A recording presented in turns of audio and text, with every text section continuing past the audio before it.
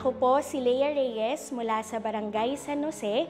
Kasalukuyan po akong producer ng programang Wish Ko Lang under GMA Public Affairs at nagtuturo po sa Baliwag University ng kursong Communication Arts.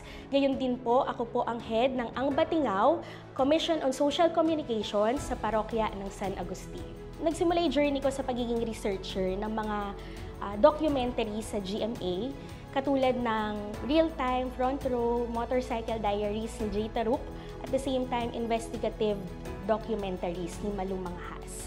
After nun, sinubukan ko yung field ng pagdadrama, gumawa ng mga drama series.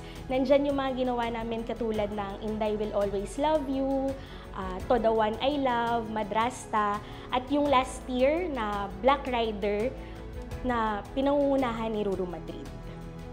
Last year, nanalo yung Black Rider ng bronze sa New York Festival's TV and Film Awards. So, isa ko sa executive producers ng program.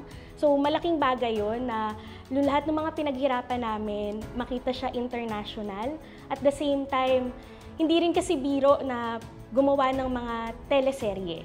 Talagang nandun yung dapat meron kang passion and hard work in doing yung mga television series kasi hindi siya madali.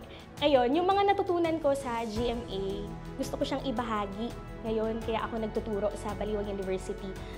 Gayon din naman, nais ko rin ibahagi yung mga natutunan ko at patuloy ko natututunan sa paggawa ng docu, ganyan, sa paggawa ng TV series, sa Batingaw naman, sa church natin dito sa Baliwag.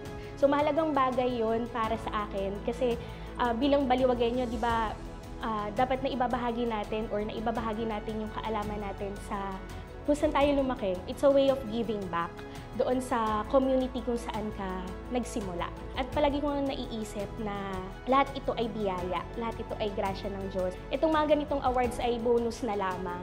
Ang mahalaga ay palaging nasa puso yung ginagawa at higit sa lahat makatulong.